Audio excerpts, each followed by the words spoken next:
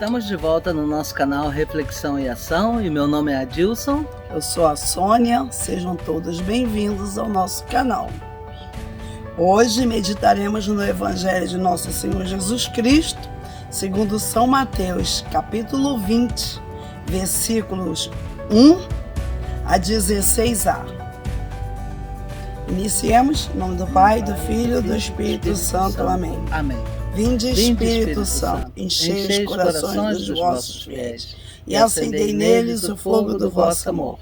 Enviai o vosso Espírito e tudo será criado, e renovareis a face da terra. Oremos. Ó Deus, que instruíste os corações dos vossos fiéis com a luz do Espírito Santo, fazei que apreciemos retamente todas as coisas, segundo o mesmo Espírito, e gozemos sempre de sua consolação. Por Cristo, Senhor nosso. Amém. Proclamação do Evangelho de Nosso Senhor Jesus Cristo segundo São Mateus. Glória a vós, Senhor. Naquele tempo, disse Jesus aos seus discípulos esta parábola. O reino dos céus é como a história do patrão, que saiu de madrugada para contratar trabalhadores para sua vinha. Combinou com seus trabalhadores uma moeda de prata por dia e os mandou para a vinha. Às 9 da manhã, o patrão saiu de novo, viu outros que estavam na praça desocupados e lhes disse: Ide também vós para a minha vinha, e eu vos pagarei o que for justo. E eles foram. O patrão saiu de novo ao meio-dia e às 3 horas da tarde, e fez a mesma coisa. Saindo outra vez pelas 5 horas da tarde, encontrou outros que estavam na praça e lhes disse: Por que estáis aí o dia inteiro desocupados? Eles responderam: Porque ninguém nos contratou. O patrão lhes disse: Ide vós também para a minha vinha.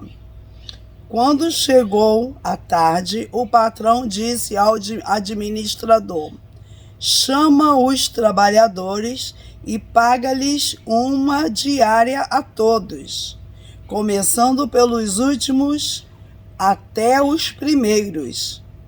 Vieram os que tinham sido contratados às 5 da tarde, e cada um recebeu uma moeda de prata. Em seguida, vieram os que foram contratados primeiro, e pensavam que iam receber mais. Porém, cada um deles também recebeu uma moeda de prata. Ao receberem o pagamento, começaram a resmungar contra o patrão. Esses últimos trabalharam 1 hora só, e tu os igualaste a nós, que suportamos o cansaço e o calor o dia inteiro. Então o patrão disse a um deles: Amigo, eu não fui injusto contigo. Não combinamos uma moeda de prata? Toma o que é teu e volta para casa. Eu quero dar a este o que foi contratado por último, o mesmo que dei a ti. Por acaso, não tenho o direito de fazer o que quero com aquilo que me pertence? Ou estás com inveja porque estou sendo bom? Assim, os últimos serão os primeiros, e os primeiros serão os últimos. Palavra da salvação. Glória a vós, Senhor.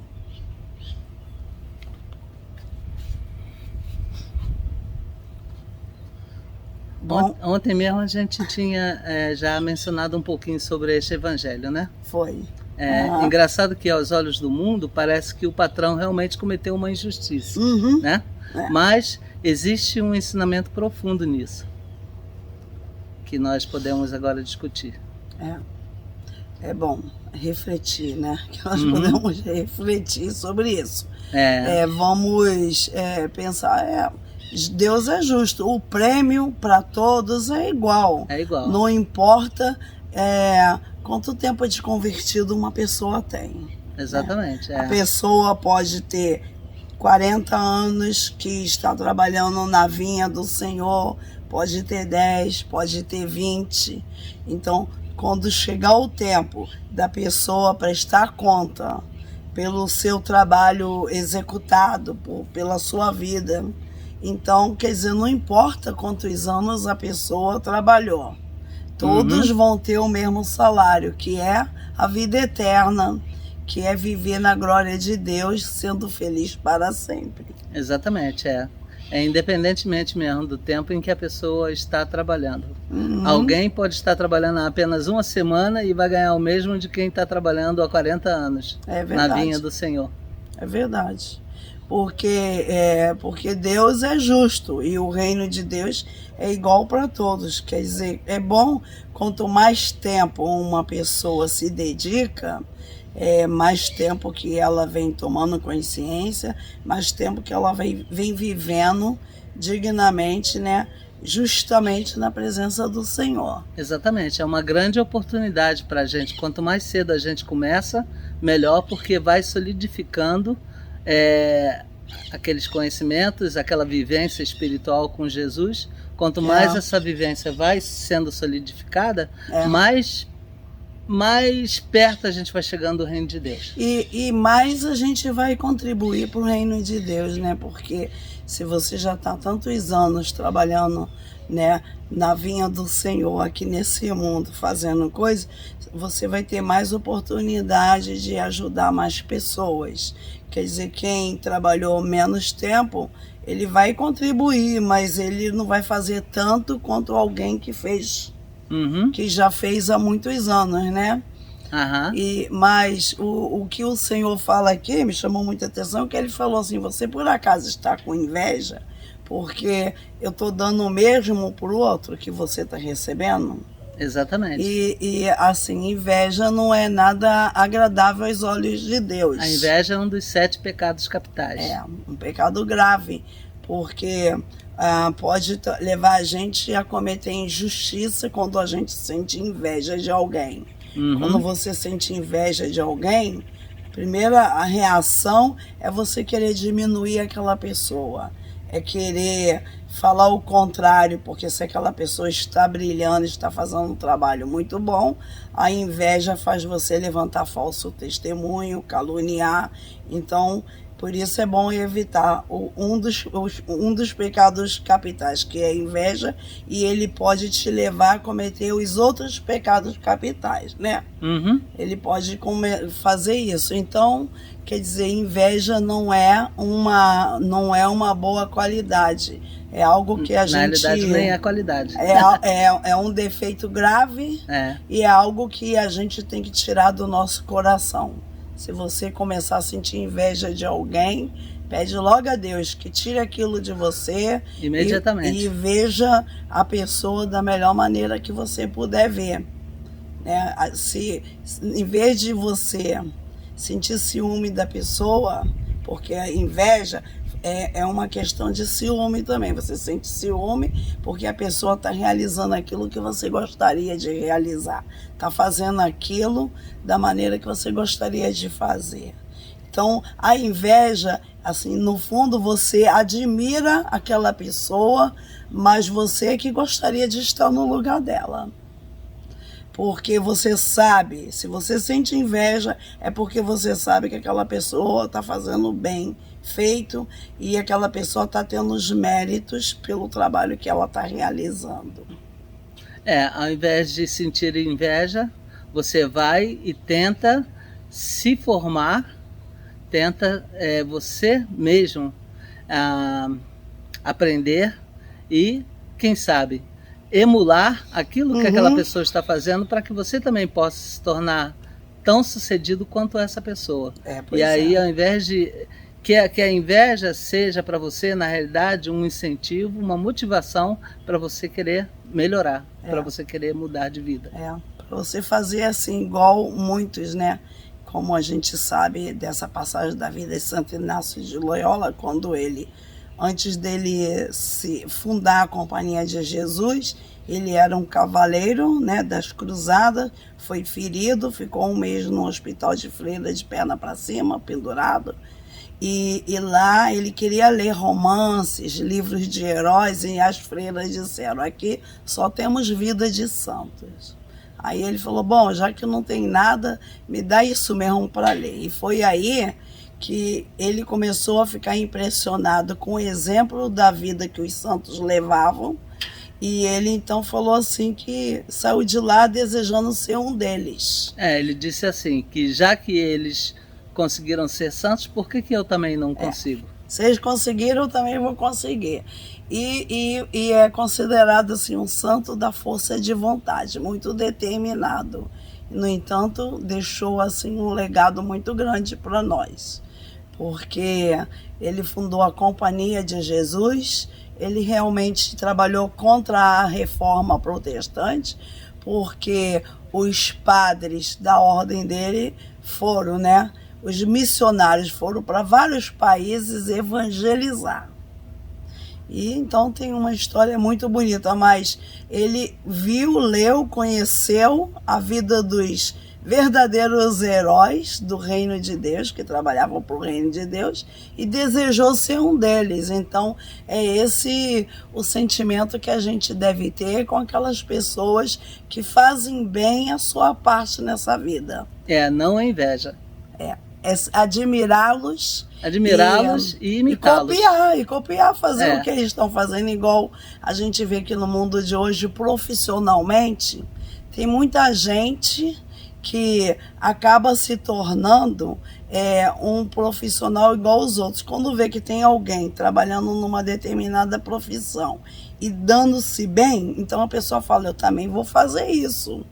Isso não é inveja, né? Isso é você buscar o seu lugar ao sol, é você procurar uma profissão que você sabe que pode te dar meios de sobrevivência bons, né?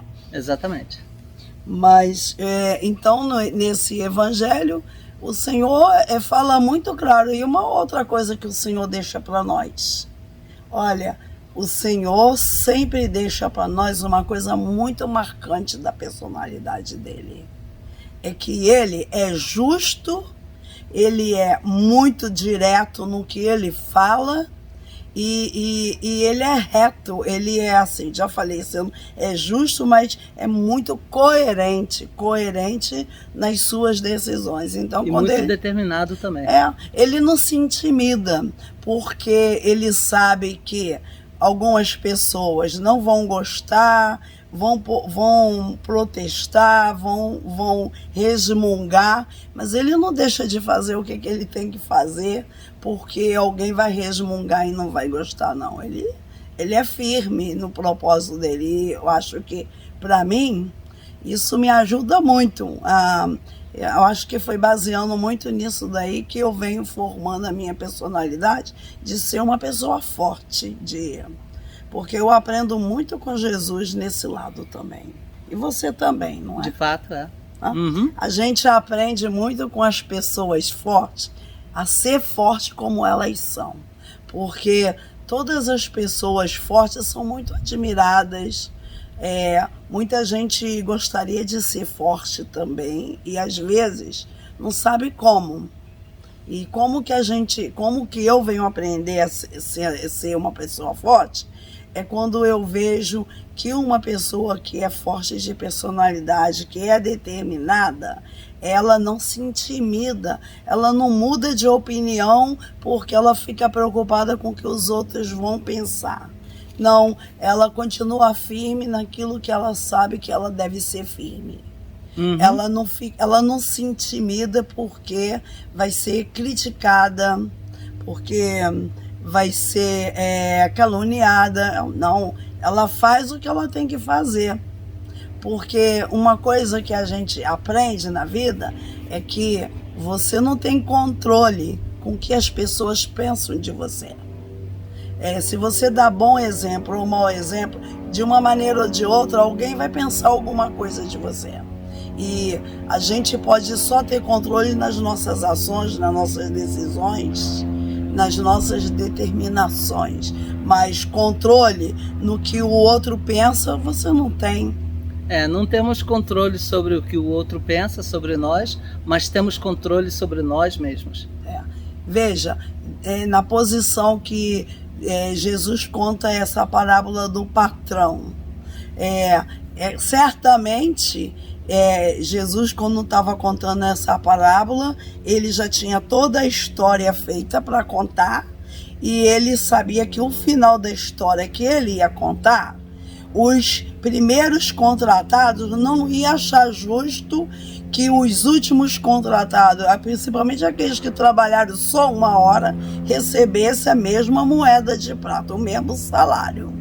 Ele já sabia, então ele já contou isso de propósito, para mostrar que o patrão, ele deu a todos o que ele prometeu. Então por que ele foi chamado de injusto? Se ele prometeu que ele pagaria uma moeda de prata para quem ia começar. Exatamente. Se o trabalhador concordou de receber uma moeda de prata pelo seu trabalho, não importa em que hora que ele começou, desde que o patrão pague a ele o que foi combinado, isso é que é justo. Então a gente vê isso. E muitas vezes Jesus falou, Jesus curou, Jesus fez milagre, e ele estava sendo vigiado. Todas as palavras, todos os passos, todas as ações de Jesus eram marcadas por aqueles que não o seguiam, pelos fariseus e saduceus. Estavam sempre olhando, observando ele só para pegá-lo em falso. Certamente que esse evangelho também, Jesus teve intenção também de mexer com os fariseus, porque na história da salvação, os fariseus vieram em primeiro. Né? O povo de Deus veio em primeiro lugar. E por último nós. E, no entanto, nós vamos receber a mesma recompensa, se Deus quiser, que eles também devem receber. Então, eu creio também que ele devia estar querendo também mexer com os fariseus, para que os fariseus pudessem pensar um pouco mais. Então, o que a gente aprende com isso, assim, além de tudo, ser forte. Não deixar de fazer algo, porque algo de bom, né? Nós não podemos deixar de fazer algo de bom, de fazer aquilo que a gente tem que fazer, porque outros vão criticar. Porque, olha, críticas, eu, na verdade, quando nós éramos do tempo de grupo jovem, tinha um ditado que dizia assim, uma crítica construtiva. Isso eu tirei do meu vocabulário, porque nenhuma crítica constrói ninguém. A crítica é crítica, e eu não acredito em crítica boa ou crítica ruim. Para mim, não é uma maneira certa de ajudar ninguém criticando, mas sim orientando. Então, ninguém vai ouvir da minha boca dizer, eu fiz uma crítica construtiva. Para mim, a crítica não constrói nada, não. Agora, a advertência, você aconselhar, você mostrar, para mim é outra realidade. Agora, criticar alguém é meio chato, é meio mal educado, e nem Deus faz isso, então eu não sou ninguém para criticar ninguém. E achando que eu vou criticar para ensinar aquela pessoa alguma coisa.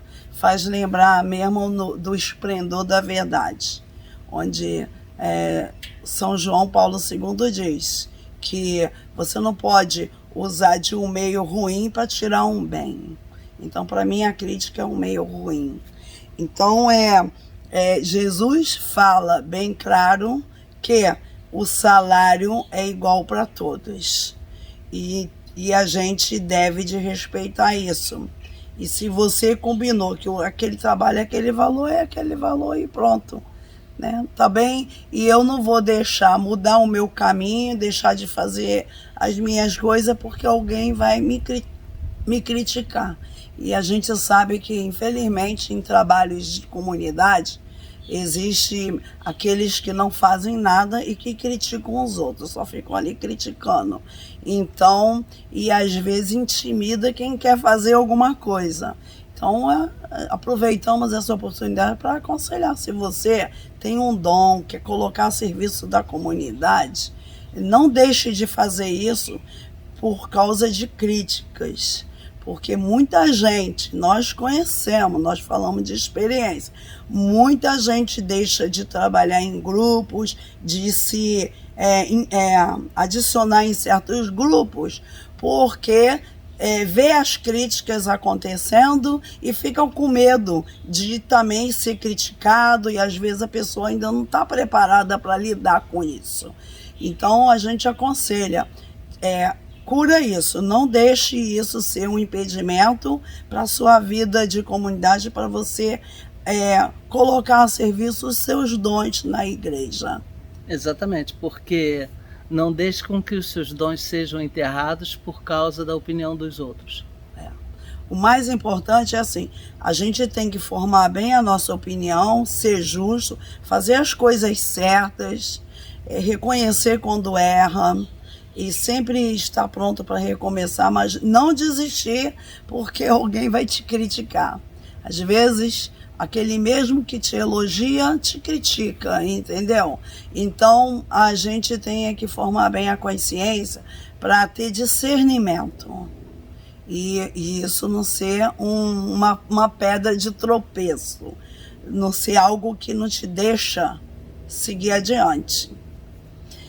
E, voltando a esse evangelho, o que a gente poderia assim terminar e dizer? O que a gente poderia dizer para finalizar? O que nós aprendemos com essa leitura de hoje? Não devemos sentir inveja daquele que recebe o mesmo prêmio que a gente. Inveja não é nada bom, é um sentimento que pode nos levar ao destino eterno infeliz, né? Em vez de nos proporcionar felicidade, dá frustração, porque a inveja é algo muito feio mesmo, é um sentimento muito feio, e você percebe quando alguém fala algo de admiração ou quando alguém fala algo de alguém por inveja. Porque o invejoso, ele critica, ele quer destruir o brilho daquela pessoa. Tem até uma historinha que uma vez o Padre Christian também contou do vagalume, né? Eu não me lembro agora da historinha, mas o vagalume, o fato que ele brilhava muito, então um outro animal queria acabar com ele porque não suportava mais o brilho dele.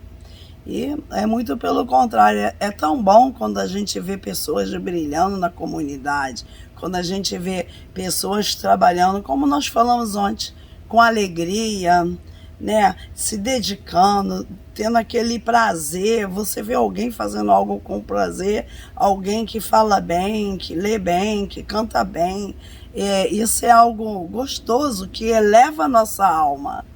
Te eleva, porque a gente vê assim, o Senhor é tão importante que existem pessoas que são tão alegres servindo Ele. Exatamente, é muito gratificante de ver as pessoas praticando os seus dons. Muito gratificante. Então, pratique os seus dons, como nós estamos praticando o nosso. Exatamente. Façam o mesmo. Não sintam inveja da gente. Não, porque você pode atingir muitas pessoas, e lembre-se que Jesus fala assim, por um pecador arrependido que volta para o caminho de Deus, porque você foi instrumento para isso, ele fala assim que um ato de amor apaga uma multidão de pecados. E você vai brilhar como uma estrela no céu. Os que ensinam os outros um dia, como estrelas no céu, brilharão. Amém. Então vamos terminar aqui, né, animando, né? Espero que todos tenham ficado incentivados, animados com as nossas palavras, porque nós somos animados, acreditamos em tudo que nós falamos. E se vocês quiserem fazer algum comentário sobre esta meditação, a gente poder dialogar através dos comentários, vocês fiquem à vontade. E hoje, dia 17 de agosto, faz exatamente 40 anos que nós recebemos, que ele recebeu a graça de Santa Mônica, que eu já tinha recebido 3 meses antes, e que foi o dia que ele falou, a partir de agora, nós vamos fazer trabalhos na igreja, vamos fazer mais do que a gente faz. E foi quando nós, nesse mesmo dia, uma conhecida que é nossa amiga até hoje, é mãe de uma moça que ele é padrinho de crisma, da Rita, a Zilda, nesse dia na igreja pediu a gente para fazer grupo de círculo bíblico na casa dela. E esse foi o nosso primeiro trabalho. Criamos esse grupo de círculo bíblico na casa da Zilda e foi quando fundamos um grupo jovem. A filha dela, Aparecida, que tinha feito a crisma junto comigo, entrou também para o nosso grupo jovem. Depois, essa moça, quando nós viemos para os Estados Unidos, nós éramos coordenadores de um grupo de oração na Igreja Cristo Operário. Uhum. E essa moça continuou esse trabalho pela gente. Então, assim, nós estamos felizes por esse dia de hoje, porque hoje faz 40 anos que nós assumimos um trabalho constante na igreja com a evangelização. Começamos, então, hoje é um dia muito especial para a gente. E temos muito o que agradecer ao Senhor por toda essa graça que Ele nos concedeu. Obrigado, Senhor. Obrigado, Senhor. E obrigado, Santa Mônica, por ter sido, né, nossa intercessora, a Maria, porque fazíamos uma novena para Nossa Senhora. Uhum. Agradecemos a Santa Mônica, porque ela foi uma grande intercessora na nossa decisão. Então, muito obrigado mais uma vez pela participação de todos e até amanhã, se Deus quiser. Até amanhã. Tchau. A paz de Cristo para todos nós, para o mundo inteiro. E terminamos em nome do Pai, e do Filho, e do Espírito Santo. Amém. Tchau. Tchau.